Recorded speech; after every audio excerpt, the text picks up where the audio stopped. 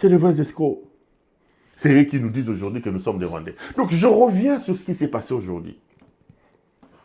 Hier, j'ai donc demandé à notre peuple, à la suite de l'appel de nos compatriotes des C64, de descendre massivement aujourd'hui et d'organiser ces sit-ins. Le sit-in a été organisé. La police de M. Tshisekedi a chargé les gens, il y a eu de morts. Je ne sais pas, vous diffusez toutes les images. Rappelez-vous que la dernière fois qu'il y a eu des manifestations, j'ai diffusé des images ici. YouTube m'avait même suspendu. J'ai choisi les images, mais il y en a de beaucoup plus choquantes que je ne peux pas diffuser. Regardez.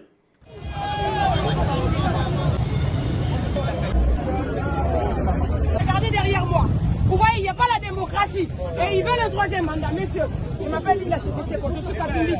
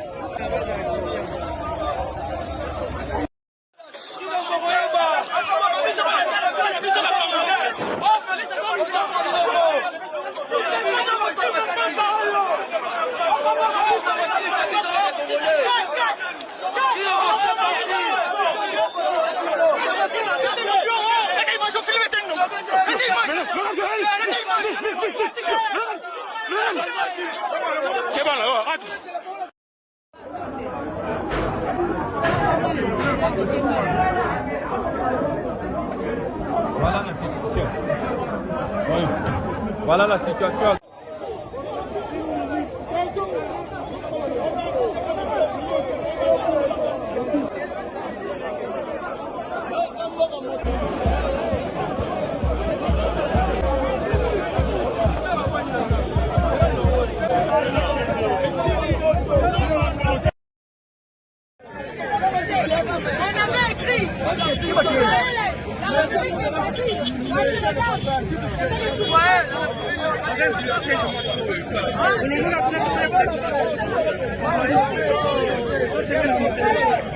Vous voyez, c'est ridicule. C'est ridicule, vous voyez. Je suis venu de Lubumbashi pour marcher. Et vous faites quoi ici? Vous voyez? Vous voyez? Merci beaucoup. Allez, suivez-moi.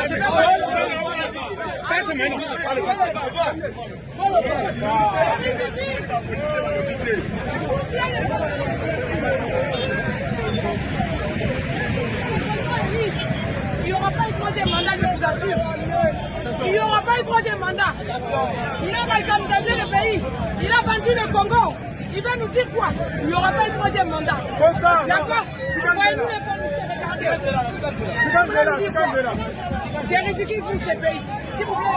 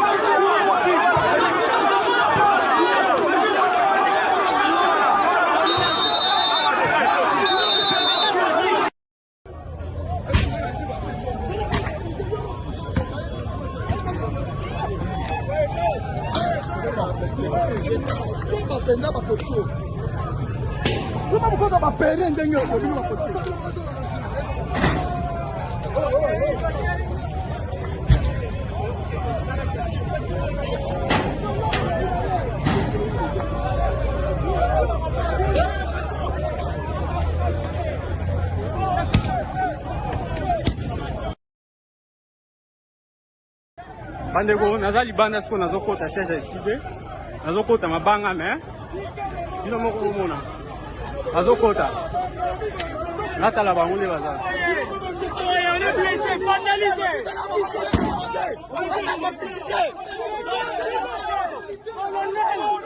nakoti siège side nakoti siège side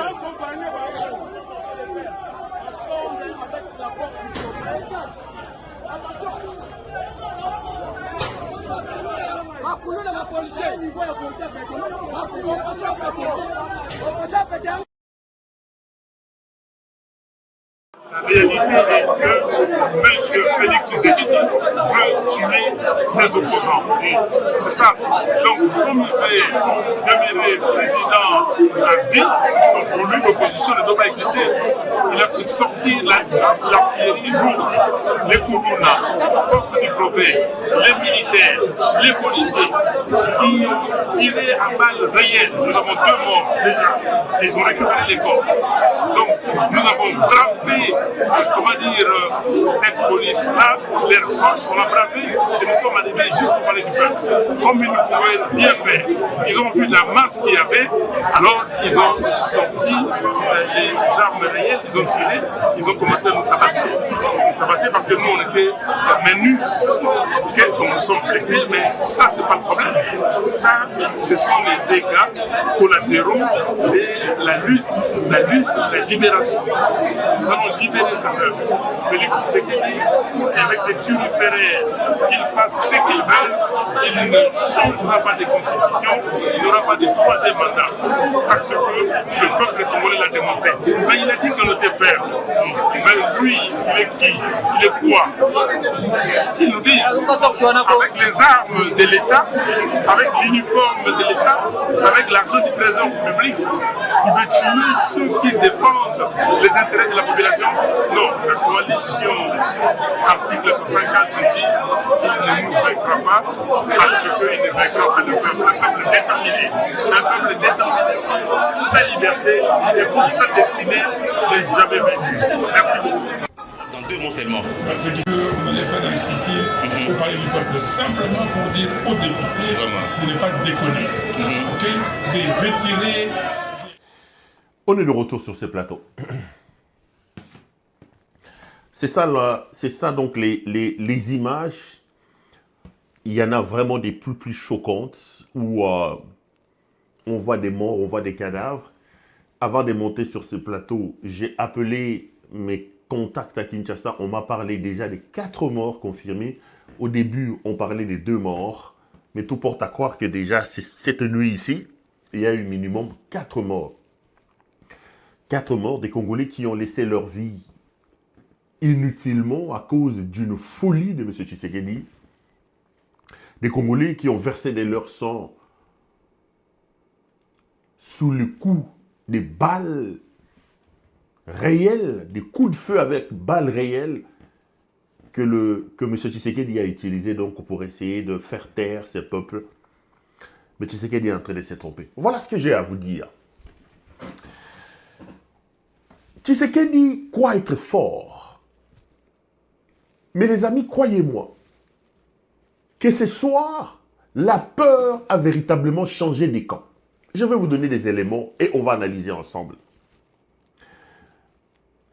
Depuis 7-8 ans que Tshisekedi est au pouvoir, jamais Tshisekedi a eu à faire face à une montée de la contestation comme ça s'est fait aujourd'hui. Ici, je voudrais tirer mon chapeau à nos compatriotes de C64. Je voudrais vraiment tirer mon chapeau à nos compatriotes de C64. Parce que rappelez-vous qu'il y a eu des compatriotes, lorsque cette structure a été mise en place, qui ne donnaient vraiment pas longue vie à cette structure. Mais 2 activités organisées à l'espace de quelques jours ont tout simplement démontré que Tshisekedi est assis véritablement sur un volcan et que ce volcan est en train de bouillonner. Les premières flammes de ces volcans sont visibles et bientôt l'éruption qui va emporter M. Tshisekedi. Et aujourd'hui, croyez-moi, M. Tshisekedi se pose énormément de questions et la peur a véritablement changé de camp. Je voudrais dire 2-3 choses. Tshisekedi est véritablement tombé dans un piège. Et ce piège va se refermer, se referme sur lui et va véritablement l'emporter. En 7 ans, Tshisekedi n'a pas prévu une sorte de bousculade, même petite soit-elle, de la part de l'opposition. C'est comme ça que vous l'entendiez tout le temps dire « opposition a pété, opposition a pété ». Parce que, stratégiquement parlant, Tshisekedi avait l'impression que seul l'UDPS avait l'impérium de la rue. L'UDPS avait la capacité de mobilisation. Et l'UDPS étant au pouvoir, M. Tshisekedi n'avait pas cru une seule seconde qu'en dehors de l'UDPS, une autre force politique de l'opposition pouvait s'organiser au point d'obtenir et de réussir des manifestations de la rue. Et là, ça commence à lui faire réfléchir. C'est le premier élément. Le deuxième, lorsque j'ai dit que M. Tshisekedi a un problème dans la tête et que la gouvernance que nous avons aujourd'hui à la tête du pays est au niveau de la pâquerette, au point où il faut trouver un niveau beaucoup plus bas que la bassesse pour expliquer la manière dont le pays est géré, certaines personnes ont l'impression que j'en fais un peu du trop. Ici, ces gens n'ont demandé rien d'autre qu'un sit-in. Ce n'était pas une marche, c'était un sit-in. Toute l'énergie que la police, toute l'énergie que l'armée a déployée pour tuer les gens, pour disperser les gens, on n'avait qu'à encadrer ces gens-là, à amener ces forces-là. D'ailleurs, ça allait être beaucoup plus facile pour eux. Au lieu de les éparpiller à gauche et à droite, vous créez un périmètre, vous leur laissez la possibilité de venir faire un sit-in. Un sit-in, c'est quoi? Un sit-in, c'est que les gens viennent, ils se mettent debout pendant 1 heure, pendant 30 minutes. S'ils ont des discours à faire, ils font leur discours, ils finissent, ils prennent leur clic et leur claque, ils partent. Ça aurait été plus intelligent, plus sage pour M. Tshisekedi de laisser faire ces sit-in. Ça l'aurait vendu dans la peau d'un démocrate, même s'il ne l'est pas et tout le monde le sait. Ça aurait eu moins d'impact que ça l'a aujourd'hui et ça n'aurait fait aucun dégât. Aujourd'hui, nous comptons des morts. Nous comptons la peur au niveau de la police. Un sit-in, vous mettez en place des militaires. Les militaires qui ouvrent le feu n'avaient qu'à faire un corridor. À l'entrée du palais du peuple, vous dites, ok, on vient, on vous regarde. Ils viennent, ils chantent, ils chantent, ils chantent, ils chantent. Ils terminent de chanter, etc. Ils prennent leur clic et leur claque, ils partent. Au lieu de dépenser autant d'énergie pour disperser et pour tuer les gens. Donc, le piège est véritablement en train de se refermer sur M. Tshisekedi. Parce que là, c'est une bousculade. Il se sent bousculé. En 6 ans, 7 ans de pouvoir, Tshisekedi avait l'impression qu'en face de lui, à part l'opposition armée menée par les révolutionnaires androïdes qui sont à Goma là-bas, je parlerai d'eux si j'ai le temps, Tshisekedi avait l'impression que la seule chose qui pouvait lui faire peur, c'était ces révolutionnaires androïdes. Maintenant qu'il a réussi sur le plan diplomatique, avec ses accords alambiqués et rocambolesques qu'il a signés avec les États-Unis d'Amérique, et qu'il a réussi à figer les fronts avec ces gens-là de Goma, tu sais qu'il avait l'impression que la carte, plus personne ne l'embêterait. Et ce que ces gens sont en train de faire, les gens de C64, ça change immédiatement la configuration de la situation, et aujourd'hui, la peur a changé des camps.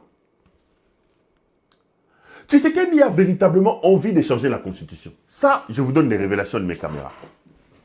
Si vous êtes des habitués de cette émission, il vous souviendra que ça fait plusieurs mois, bien avant que Mbata et les autres commencent même avec leur loi référendaire. Pendant que certains estimaient que c'est des manœuvres dilatoires et que Félix Tshisekedi n'ira pas jusqu'au bout, rappelez-vous, je suis venu ici sur ce plateau pour vous dire, mais ce Tshisekedi va changer la Constitution. Il va aller jusqu'au bout de sa logique. Je vous ai dit que les églises vont être corrompues. que bientôt il va lancer une campagne. Si vous êtes des gens qui regardent cette émission tous les jours, vous allez vous souvenir que je venais alerter ici en vous disant « Faites attention, Tshisekedi va changer la constitution ». Voilà le plan que Tshisekedi met en place. Tshisekedi a donné des instructions à son camp, à son QG, de foncer et d'aller jusqu'au bout du changement de la constitution. Mais il y a quelques évidences et il y a quelques contraintes que Tshisekedi ne maîtrise pas et il laisse les portes ouvertes. Ceux qui sont aujourd'hui dans la majorité, ceux qui prêchent pour le changement de la Constitution, on peut vous le dire, ils le font, mais sans argent. J'ai appris que Mbata allait amener des scientifiques ici en Belgique pour venir faire des conférences, etc. Même pour ça, ils n'ont pas donné l'argent.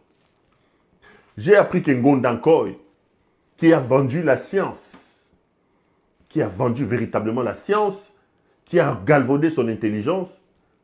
Je suivais des lives sur TikTok. On dit que Ngondankoy n'a reçu que 50 000 $ pour son projet là-dessus, pour sa loi sur le référendum. Et vous avez appris que pour faire passer la loi, les députés n'ont reçu que 1 000 $. Tshisekedi n'a pas encore sorti l'argent véritablement pour donner à ces gens, pour 2-3 raisons. Il leur a dit, allez changer la constitution. Mais il y a 2 choses que Tshisekedi ne maîtrise pas. C'est d'ailleurs pour ça que lui-même ne veut pas encore se jeter véritablement dans la bataille. Il y a 2 contraintes que Tshisekedi ne maîtrise pas. La première, ce qui lui faisait énormément peur, c'est l'environnement international. Tshisekedi estime qu'aujourd'hui, avec les lobbying et ces manœuvres dilatoires qu'il mène avec Donald Trump, et surtout qu'il a le soutien d'un certain Rubio, marqué Rubio, il pense que les Américains, même s'ils ne le soutiennent pas physiquement, même si les Américains ne lui apportent pas un soutien verbal dans son projet de révision de la Constitution, mais il pense que les Américains vont fermer les yeux. Donc, stratégiquement, 2 contraintes. La première contrainte, c'est d'abord la contrainte étrangère, donc l'international. Qu'est-ce que l'international, la communauté internationale va dire? Et sur la communauté internationale, il mise sur 3 pays. Les États-Unis d'Amérique, la France et la Belgique. Donc, il faut résoudre ces 3 équations-là. La première, l'équation des États-Unis d'Amérique, il mise sur les accords truqués, alambiqués qu'il a signés avec Donald Trump. Parce que vous savez qu'aujourd'hui, en matière de relations internationales, la Maison-Blanche a dépossédé le secrétariat d'État américain de ces éléments de mouvoir, de mouvement, au point où la politique étrangère américaine aujourd'hui ne se fait pas sur base des agrégats des relations internationales définis par la politique étrangère. Parce que ce n'est pas les secrétariats d'État qui mènent aujourd'hui, c'est des coopérants. Trump mène les affaires étrangères des États-Unis d'Amérique comme s'il négociait les contrats. Donc c'est alambiqué, c'est très compliqué à expliquer. Tshisekedi estime qu'il va donc surfer sur tous les cadeaux qu'il a fait à Donald Trump, qu'il n'aura ni soutien verbal, ni opposition des États-Unis d'Amérique. L'Amérique va fermer les yeux et va les laisser faire. Premier élément. Deuxième élément, c'est la France. D'abord la Belgique. La Belgique, tout en n'exprimant pas un soutien total à Tshisekedi, aujourd'hui la Belgique est dans une logique de laisser faire. La politique étrangère de la Belgique par rapport à Tshisekedi, c'est la politique de on laisse faire. La Belgique commence de plus en plus à être importunée par les excès menés par ce pouvoir, mais la Belgique n'a pas encore franchi le Rubicon sur le plan de sa politique étrangère pour dire que nous avons abandonné Tshisekedi. Et mon ami Hubert Leclerc, qui l'a suffisamment bien expliqué, la philosophie, la psychologie des relations internationales que la Belgique a aujourd'hui. Les 18 ans de Kabila ont été les 18 ans de frustration pour l'administration étrangère de la Belgique. Kabila, c'est un homme que la Belgique n'arrivait même pas à voir au téléphone. Or, les Belges sont, je l'ai remarqué, j'ai vu en Belgique, peut-être pour les générations, les jeunes générations Android ici, mais lorsque vous parlez seulement avec quelqu'un qui a un certain âge et que vous évoquez le Congo, vous voyez les yeux s'écarquiller. Ces gens sont attachés au Congo. Ils sont attachés au Congo. Ils ont une belle histoire. Il y a toujours, dans toutes les familles de la Belgique ici, un oncle, un grand-père, un cousin qui a travaillé à la colonie. Tout. Il y a toujours ça. Bon, peut-être que ça change aujourd'hui avec cette nouvelle génération la génération Android. Mais quand tu parles toujours avec des gens d'un certain âge, je sens vraiment un attachement particulier que les Belges ont par rapport à ce pays. Et les 18 ans de Kabila, qui vivaient à un moment donné comme en autarcie, Kabila est un panafricaniste convaincu, qui a été construit dans le moule de la révolution avec son père. Parce que son père a fréquenté les Moulélés, son père était un lumumbiste avec le parti de Baloubakate déjà en 1959, qui était un parti créé pour lutter contre la Konakate de Tchombe, qui, elle, faisait la sécession et soutenait les Belges. Donc, les 18 ans de frustration, lorsque Tshisekedi, belge, même il y a des gens qui disent que Félix Tshisekedi est dans la nationalité belge, lorsqu'il vient avec un discours mielleux que la Belgique c'est ma seconde nation, la Belgique repose les frustrations des 18 ans sur Félix Tshisekedi. Et Hubert Leclerc qui dit qu'au niveau de l'administration des affaires étrangères de la Belgique, on dit au moins lui prend les téléphones. Ce qui fait qu'aujourd'hui, les Belges sont encore dans une position de « on regarde ». Mais petit à petit, les choses sont en train de changer parce que Tshisekedi ne profite pas de ces positionnements-là internationaux. Il en fait un peu de trop. Mais le pays qui s'oppose aujourd'hui à Félix Tshisekedi, c'est la France. Donc c'est ce toit qu'adorent les États-Unis d'Amérique, la Belgique. Le plus opposé à ça, c'est la France. Parce que lors de sa dernière rencontre avec Emmanuel Macron, il lui a dit clairement, pas ça, pas ça, pas ça. Donc, la grande résistance peut donc prévenir au niveau de la France. Donc, l'environnement externe, Tshisekedi pense qu'il peut profiter de se laisser aller. Et puis, quand on sait que les États-Unis aujourd'hui embourbés dans l'affaire de l'Iran, le contexte international aussi, on sait que bientôt, au mois d'avril, il y aura des élections de mi-mandat. Quand on sait que Trump n'est plus assez populaire, on s'est dit, il faut qu'on aille vite, qu'on profite un peu de cet environnement international qui est mi-figue, mi-raisin pour gagner la confiance. C'est la première contrainte qu'il faut absolument contrôler pour cette histoire de changement de la Constitution. La deuxième, c'est l'environnement interne. Et sur cette affaire de l'environnement interne, Tshisekedi a planché sur la non-absence de la résistance du côté de l'opposition politique. C'est comme ça que vous l'avez entendu plusieurs fois parler de l'opposition à péter. Parce que lui, dans sa tête, il a estimé qu'il n'a pas à avoir peur des gens au niveau de l'opposition parce que l'opposition n'existe pas. C'est comme ça que cette affaire de C64 est une chose qui vient changer la configuration d'une certaine manière. Je suis content. J'ai lu le discours de Kabila hier. Attends, j'ai vu un paragraphe, j'ai rigolé, j'étais encore en train de rigoler avec... ce soir, je vais lire ça. Je vais lire ça. Je vais retrouver le discours de Kabila qui a pratiquement prêté allégeance au C64. Hein. Ça, c'est clair. Hein. Même s'il ne le dit pas. C'était un discours de 3 pages. Mais dans l'avant-dernier paragraphe, écoutez ce que Kabila dit. Kabila dit dans son message d'hier, « J'exhorte chacune et chacun de vous à soutenir massivement toutes les initiatives et à participer activement à toutes les actions annoncées ou qui vont être annoncées par les forces politiques et sociales engagées dans la défense de la Constitution et de nos acquis démocratiques, fruits inaliénables des normes et sacrifices consentis par notre peuple des années durant. » Pour moi, le message de Kabila des 3 pages se résume en à cet avant-dernier paragraphe. C'est un message d'adhésion. J'avais fait un long écrit ici dans lequel je parlais des caciques et je parlais de ces conflits latents qui existaient au sein de la plateforme de Kabila entre ceux qui sont restés à Kinshasa, les Bruno Tshibala, les Marie-Ange Mouchébékois, les Atis Kabongo, les Mikulu et tout ce monde-là, des gens qui veulent être dans l'action et qui, pour la plupart, souvenez-vous que je l'avais dit ici, avaient levé l'option d'entrer dans les C64 Et de l'autre côté, il y a une sorte d'opposition avec ceux qui sont à l'étranger. Les Raymond Tshibanda Tungamulongo, qui est ici en Afrique du Sud, je ne sais pas, les Némi Mulania, hein, les Némi Mulania et tout ça, ceux qui sont à l'étranger, qui eux, sont dans la logique de l'ignorance. Ils ne veulent pas, c'est pas moi qui l'ai dit, j'ai fait un long décrit ici, où je dis que Kabila doit faire très attention, il faut qu'il crée des canaux de communication pour irriguer d'une certaine manière, pour entretenir la flamme. Le fait que les gens n'ont plus accès au chef. Les gens ne savent pas ce que le chef veut. Qu'il y a un groupe de gens qui, eux, donnent l'impression que c'est nous qui rencontrons les chefs. C'est nous qui sommes avec les raïs. Commencez à amener les autres qui sont là-bas à se poser des questions, exactement ce qu'il faut faire.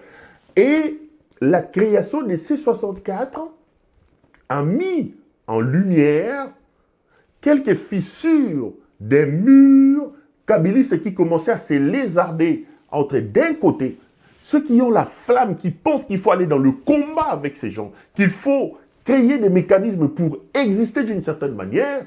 Donc j'ai cité là, les groupes là de Mouchébékwa, tout ce monde-là, hein, je les ai cités, Mouchébékwa, et les autres ici, qui sont les Raïs Adi, des gens qui sont encore dans les classicismes des Raïs Anasemanini, qui sont à l'étranger. Et ceux qui sont à Kinshasa ont l'impression que les paresseux, c'est eux qui les disent. J'ouvre la parenthèse. Je ne veux pas qu'on me fasse porter des choses que je n'ai pas dites. Hein. Parce que Bissou Batamakila Maboyoro, il a encore attaqué les caciques. Il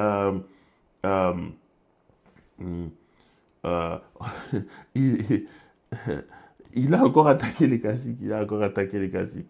J'ai dit, c'est que ceux-là, donc, ceux-là voient les choses comme si il y a une sorte de casse des paresseux qui ne veulent rien faire et qui n'aident pas le reste. Mais quand j'ai lu le message de Kabila ici, en réalité, c'est une allégeance. C'est une allégeance que Kabila a faite. Je sais que mes amis de Sauvons la RDC ne voudraient pas que je dise les choses comme ça. Vous connaissez que je suis quelqu'un de très indépendant d'esprit et il est difficile. C'est d'ailleurs pour ça que j'ai des problèmes avec tout le monde, soi-disant, parce que ils disent tous que Perrault, c'est un garçon qu'on n'arrive pas à contrôler. Il est voilà le mot qu'ils utilisent. Il est imprévisible. Il est un garçon imprévisible. C'est un garçon imprévisible. Je ne suis pas un garçon imprévisible. Je suis un garçon très, très indépendant.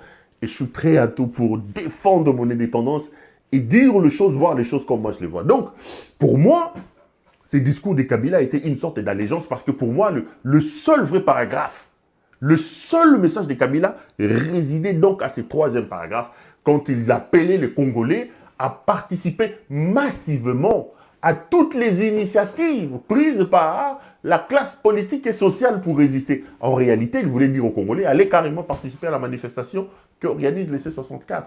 Mais après, comme officiellement, les contradictions auprès de sa propre famille politique ne lui a pas permis d'adhérer officiellement à cette histoire des C64, il ne va pas fragiliser son propre groupe en disant « allez là-bas ». Ça va être contradictoire. Mais en réalité, le vrai message, c'était donc ces paragraphes-là. Je reviens sur ce que je disais. Donc, je suis en train de vous expliquer la philosophie de M. Tshisekedi et les contraintes qui se présentent devant lui. La première vraie contrainte, c'est le regard international, de la communauté internationale. Et je vous ai opposé des axiomes avec 3 pays, les États-Unis, la Belgique et la France. La France, elle est totalement opposée. Aujourd'hui, Tshisekedi dit que s'il doit travailler pour adoucir le regard international sur la question du changement de la Constitution, c'est plutôt Paris qu'il faut aller travailler parce que la Belgique est encore un peu hésitante, il peut profiter de ça. Et Trump, lui, c'est vraiment la folie, on ne sait pas de quoi il joue. Et cet environnement externe, Tshisekedi pensait contrôler ça. Totalement contrôler ça. C'est comme ça que vous l'avez entendu parler plusieurs fois des positions à péter. Opposition à péter. Opposition à péter. Parce que pour lui, il n'y avait pas de vagues à l'international. Or, aussi longtemps qu'il n'y avait pas de remous, des vagues à l'international, plutôt à l'interne, même la machine internationale ne pouvait pas se mettre en branle. Parce que tous les mémos, ceux qui viennent à l'étranger solliciter, il n'y a qu'un seul message. La Belgique ne peut pas faire le travail des Congolais. Il fallait un prétexte. Vous ne pouvez pas demander à Trump d'agir contre Tshisekedi sur base de quoi? Quel était l'élément, le prétexte que la France pouvait utiliser pour condamner Tshisekedi? Rien. Il fallait qu'il y ait une dynamique à l'intérieur du pays. Cette dynamique allait lancer un signal fort, un message pour contraindre même le soutien de Tshisekedi à l'intérieur en se disant « Regardez ce qui se passe chez vous ». Et Tshisekedi pensait que ce signal-là, cette dynamique ne naîtra jamais à partir de l'intérieur du pays. C'est là que je vous dis, qu'est-ce qui s'est passé aujourd'hui? Qu'est-ce qui s'est passé depuis quelques jours? La ville morte et ce qui se passe aujourd'hui sont des signaux forts qui amènent Tshisekedi, s'il est intelligent, à reconsidérer sa pensée. Parce que même ce soutien à l'étranger n'attendait que ça de la part de l'opposition. Et c'est là que je vous dis que monsieur est en train de tomber dans un piège.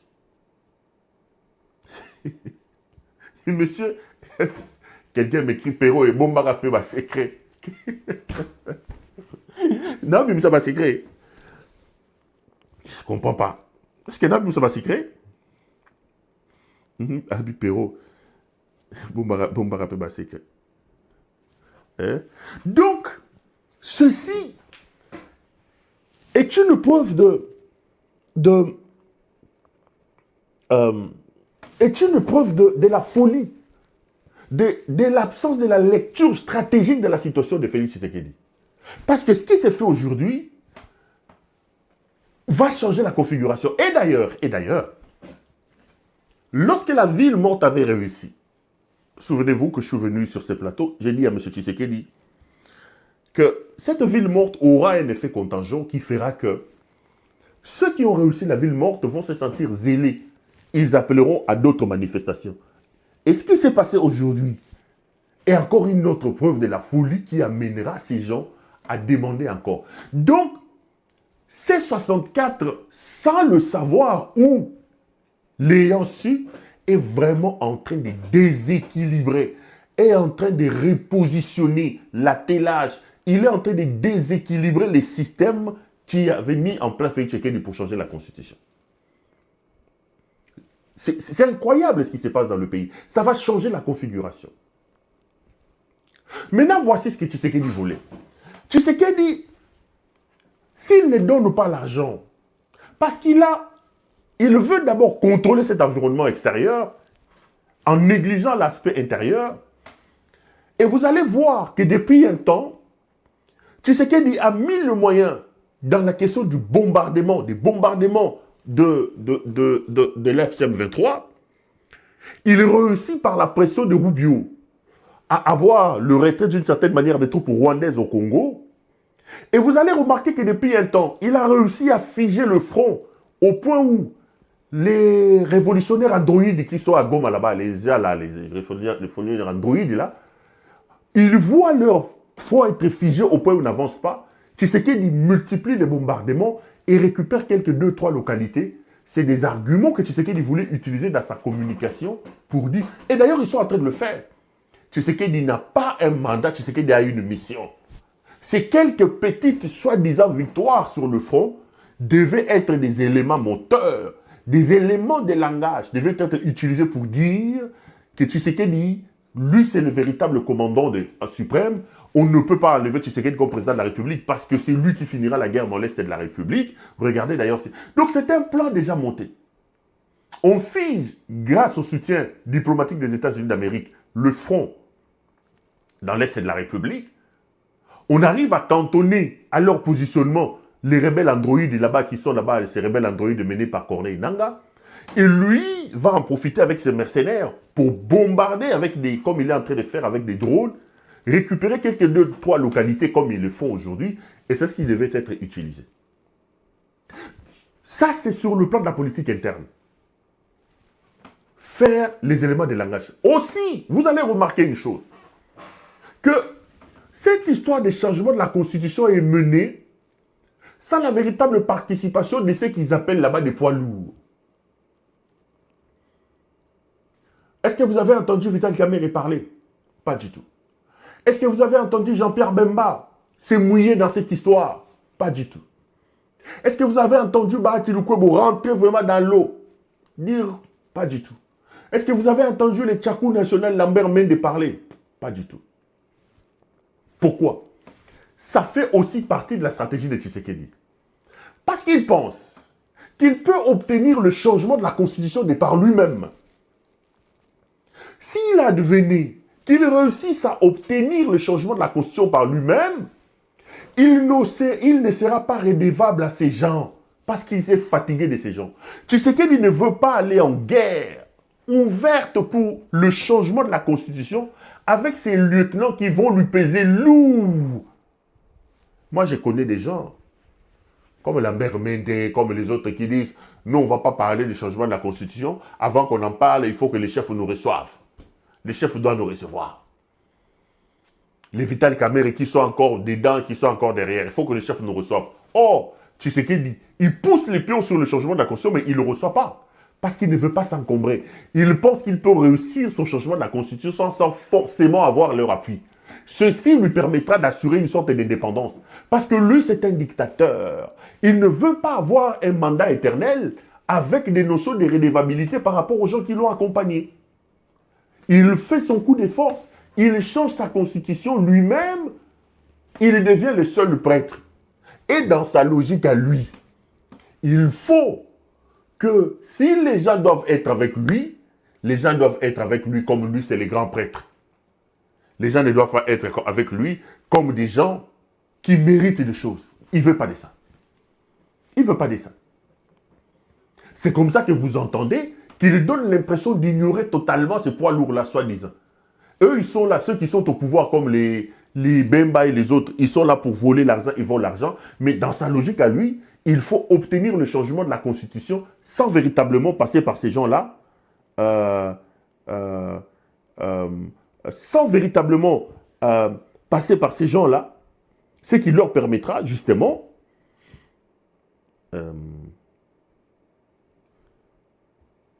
attendez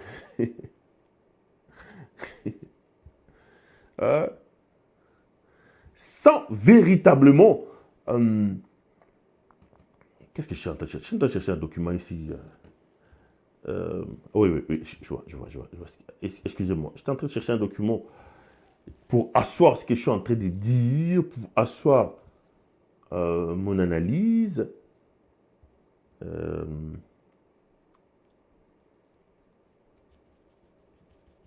C'est exactement ça. Donc, on va changer la Constitution, mais il ne faut pas que nous nous encombrions des gens qui, après-demain, vont nous réclamer des choses. Il ne faut pas qu'on s'encombre des gens qui, demain, vont nous réclamer des choses. C'est exactement ça. Mais bravo à nos amis des C64. Bravo à vous.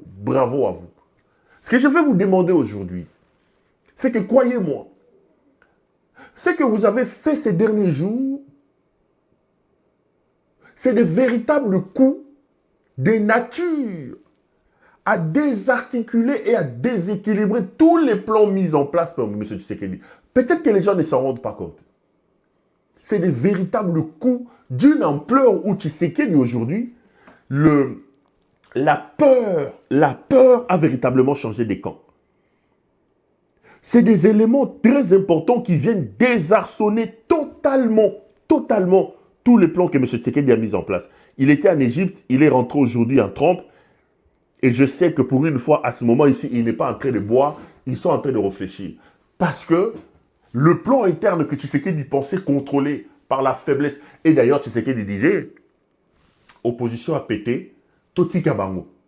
Le tout dépendra de la capacité, de la démonstration de force que cette opposition peut faire. Dans sa logique à lui, il faut laisser les gens, s'il sent que les manifestations commencent à monter en puissance, ces stratèges ont mis en place un plan pour aller soudoyer les gens au sein des C64 afin d'affaiblir ces mouvements. Parce que Tshisekedi ne comprend pas. C'est que les révolutions viennent comme ça, comme des petites choses. C'est comme un feu. Tu as un briquet, tu l'allumes, tu penses que c'est un petit feu. Mais si je le mets sur mon tapis et que le feu prenait ici, ça va être difficile à éteindre. Donc, parier sur le fait que, 1, opposition a pété, 2, c'est aussi se mettre une balle à la tête parce que, enfin, le feu va tellement prendre que Tshisekedi lui-même qui pense qu'il va contrôler la situation, il ne les contrôlera pas. Si vous voulez, ça c'est un message pathétique que je vais lancer à nos compatriotes des C64, il faut maintenir absolument cette pression. Il faut maintenir absolument cette pression. les morts que Tshisekedi est en train d'enregistrer aujourd'hui. Ceci va amener Tshisekedi à reconsidérer sa position et ça l'affaiblit terriblement. Ici, il faut maintenant que l'Église catholique, qui va donner un message les 18, rentre dans le jeu. Je sais qu'à ce moment, les prélats catholiques sont en train de subir des pressions énormes. Une machine est mise en place pour convaincre l'Église catholique. Parce que je vous ai dit, je ne m'explique pas encore jusque maintenant, jusque là, la position ambiguë prise par l'Église du Christ au Congo. J'ai vu sur les réseaux sociaux, j'ai lu des tweets de certaines personnes qui accusent les prélats de l'Église protestante d'être corrompus. J'ai vu même quelqu'un écrire « Non, des mallettes ont circulé ». J'ai lu ça dans un tweet de Mike Mkebaye, je crois. Mike ou quelqu'un d'autre. J'ai vu ça sur Twitter, oui. Il dit que c'est M. Bassengezi qui a été mandaté par le pouvoir de Kinshasa pour convaincre, moyennant quelques billets des banques, l'Église, l'ECC, à ne pas prendre position clairement contre le changement de la Constitution. J'ai lu ça. Je crois que c'est un tweet de Mike Mkebaye. Ouais. Moi, je n'entre pas dans ça. Vous savez que moi, je n'annonce que des choses pour lesquelles j'ai des preuves. Mais j'avais pris mon courage ici pour condamner la position ambiguë, la tangente prise par l'Église du Christ au Congo. J'avais dit qu'ils disent qu'ils sont chrétiens. La tiédeur n'est pas biblique. Parce que la Bible dit, soit tu es chaud, soit tu es froid. Si tu es tiède, Dieu va te vomir. Dieu que eux prêchent là-bas, Jésus que eux prêchent, ne supporte pas la tiédeur. Et je ne me suis pas expliqué la position de l'Église du Christ au Congo qui a renvoyé les gens dos à dos. Ni pour ni contre. Non. Non. L'Église du Christ au Congo devait se positionner clairement. Dire qu'aujourd'hui, les réformes, le débat sur les réformes constitutionnelles devait se passer dans un climat d'inclusivité apaisé entre les différents acteurs. Non. Non, non, non, non, non, non, non, non. Non, non. Ça, c'était une position des gens... Bon, je ne comprenais pas ça. Et je me suis largement exprimé là-dessus. Donc, les 18, l'Église catholique va parler. Nous fondons énormément d'espoir sur l'Église catholique. Nous fondons énormément d'espoir sur l'Église catholique. Parce que dans ces combats ici, les deux colonnes sur lesquelles Tshisekedi s'assoit pour changer la Constitution, ce sont les deux éléments que je vais vous mettre sur la table. L'environnement externe et l'environnement externe.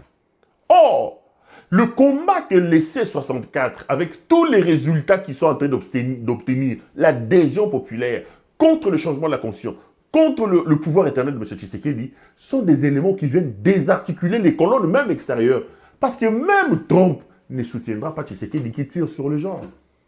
La Belgique qui est restée amorphe, qui est restée aphone face aux violations flagrantes des droits de l'homme, menée par le pouvoir de Tshisekedi, ne va pas aller avec Tshisekedi quand on sait que cette affaire de changement de la Constitution est assise sur les corps, le sang des Congolais.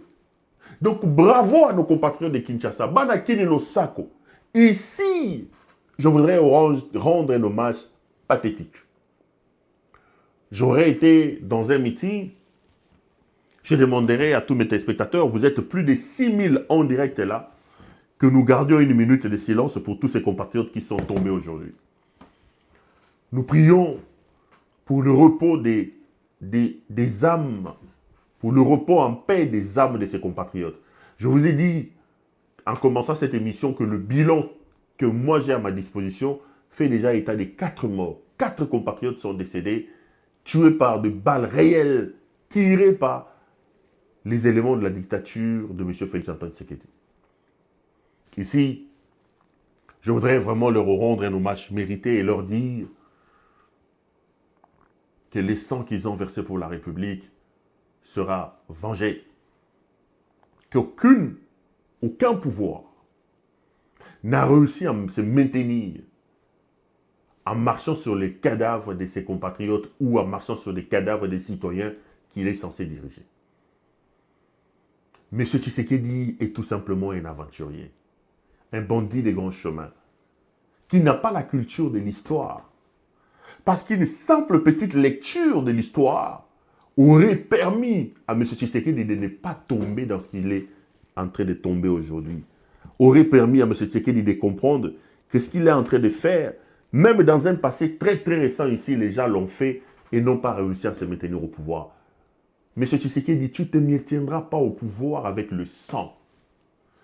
Moi, je parle avec des gens qui me disent, Perrault, parle, monte et descend, tu peux changer la constitution. Attendez. Alpha Condé a changé la constitution, non?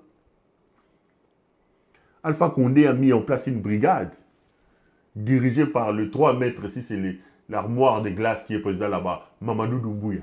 Mais Mamadou Doumbouya a été enlevé de la Légion française, où il travaillait ici à la Légion de l'armée française, parce qu'il était militaire formé pour réprimer dans le sang. Mamadou Doumbouya a réprimé dans le sang les manifestants qui luttaient contre le changement de la constitution mise en place par Alpha Condé. Mais c'est lui qui l'a déshabillé, qui a montré ces images sans cinglet, avec une chemise, bouton gauche à droite, bouton droite à gauche. Tous ceux qui se sont hasardés en croyant qu'ils peuvent marcher sur le cadavre de leurs propres concitoyens pour se maintenir au pouvoir ont mal fini. Et Tshisekedi prend une route qui va l'amener à finir de manière tragique. Tragique. Il lui reste encore 2 ans. Il est temps que la raison lui revienne.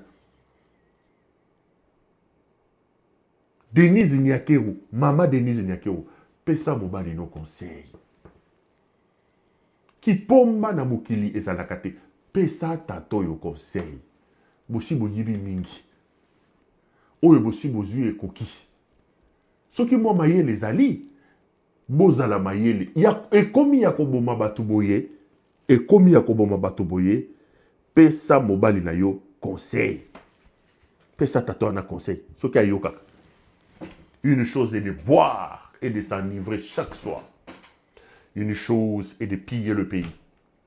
Une autre est de croire, après l'ivresse de la bière et l'ivresse du lait, que l'on retire du pouvoir qu'on est éternel. Lorsque l'homme commence à croire qu'il est invulnérable, lorsqu'un être humain commence à croire qu'il accède à l'éternité parce qu'il est au pouvoir, en fait, il est tout simplement en train de planter le décor de sa propre chute et le décor d'une tragédie qui devient de plus en plus inévitable. Et la voie empruntée par M. Tshisekedi va l'amener à coup sûr vers une fin tragique. Aujourd'hui, les paroles ne s'envolent plus. On fera le point.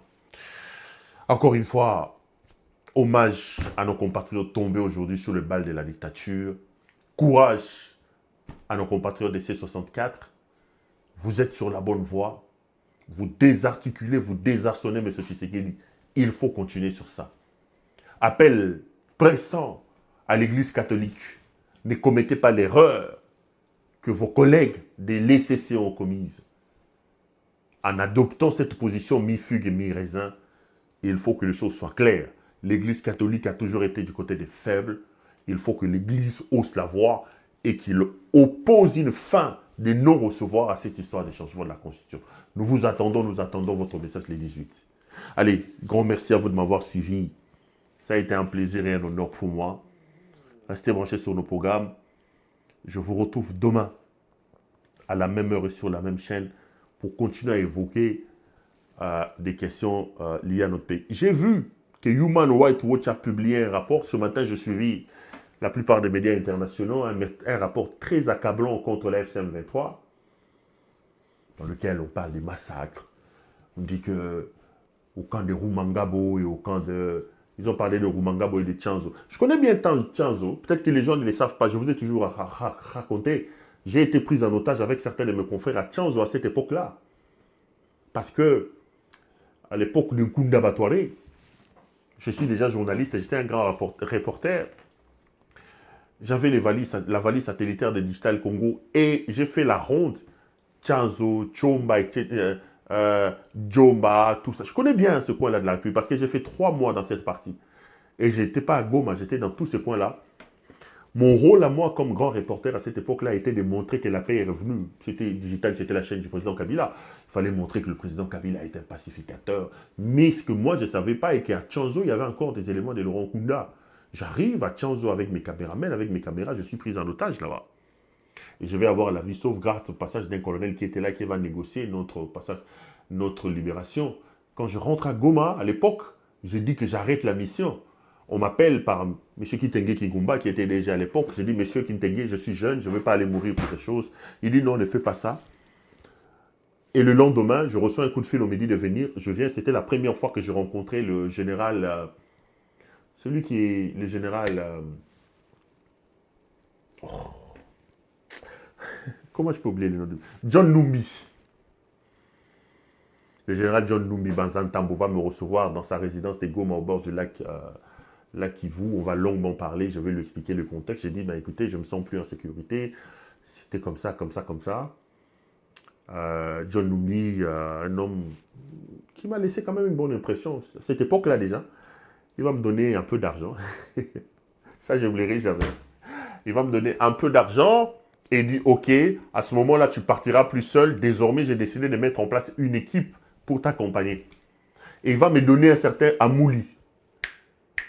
J'ai appris qu'il était colonel. À l'époque, il était capitaine. Le capitaine Olivier Amouli. Capitaine Olivier Amouli. On va appeler le capitaine Olivier Amouli. On va mettre une équipe avec le capitaine Olivier Amouli. Et le capitaine Olivier Amouli, à chaque fois que je devais aller faire un reportage, je devais appeler le capitaine Amouli. Et le capitaine Amouli, je faisais avec lui. Et c'est là que je vais rencontrer les voyous ici, John Chibangu. À l'époque, il commandait des troupes au niveau de Djomba. Dans ces rondes-là, je vais devenir ami à ces voyous. C'est bandit ici de John Chibangu qui m'a traqué ici. C'est un voyou que je connais déjà à cette époque-là. Ça fait longtemps qu'on se connaît. Parce qu'après, quand j'ai fini cette mission-là, je suis rentré à Kinshasa. Lui, John Chibangu est revenu à Kinshasa. Il est allé rencontrer moi Siabala, qui faisait d'ailleurs passer ses théâtres à Digital Congo. Une certaine Charlène. À l'époque, Charlène, bon, c'est de l'histoire, tout ça. J'aime bien parler de l'histoire. on va refermer ça. On va refermer ça. Parce qu'il y a certaines personnes qui n'ont connu peut-être que le Pérou de CPL Télévision. J'ai été un... Bon, merci. Merci à vous de m'avoir suivi. Merci à vous de m'avoir suivi. On va se retrouver demain pour un autre. Donc, je disais que c'était parce que je parlais de nos amis là, de Goma. J'ai vu que c'était comme ça. Donc, c'est là que je vais rencontrer les John Chibangu, on deviendra amis, etc., etc. Donc, je connais un peu la configuration de cette affaire-là. Quand j'ai suivi le rapport de Human Rights Watch, ce n'est pas le tout premier rapport. Quand on suit le rapport de Reporters sans frontières qui accuse l'FCM 23 d'être un mouvement qui est anti-presse, qui dit que Nanga enferme les gens dans des conteneurs, etc., etc. Et quand on suit les reportages que les médias internationaux diffusent aujourd'hui, je sens qu'il y a une véritable machine diplomatique qui est montée contre l'FCM 23. Et ne soyez pas étonnés demain qu'on vous dise qu'un mandat d'arrêt international a été émis contre Corneille Nangaa. Ça va comme ça. Vous allez voir que bientôt, là, ils vont mettre en place les mécanismes pour la Cour constitutionnelle. Nangaa est en route vers la CPI. J'en parle demain. On va réfléchir demain. On va essayer de discuter de tout ça demain, mais ça sent pas bon. Ça sent vraiment pas bon. Je sais comment ces gens... J'ai été conseiller au ministère des Affaires, au ministère de l'Intérieur. Et je sais de quoi est capable ces gens de Human Rights Watch, de quoi sont capables. Nous, à l'époque, on avait une dame qu'on appelait Ida Sawyer. Je ne sais pas si les Congolais se rappellent encore d'elle. Hein. C'est elle qui manipulait les Tchombé. Aujourd'hui, je vois les Tchombé. Non, Boya Lobby. Je vais vous expliquer que Nangaa est en route vers la Cour pénale internationale et je vous expliquerai qu'est-ce qu'il faut faire, comment je vois les choses. Voyons-nous demain. À demain et bonsoir chez vous. Bonne nuit.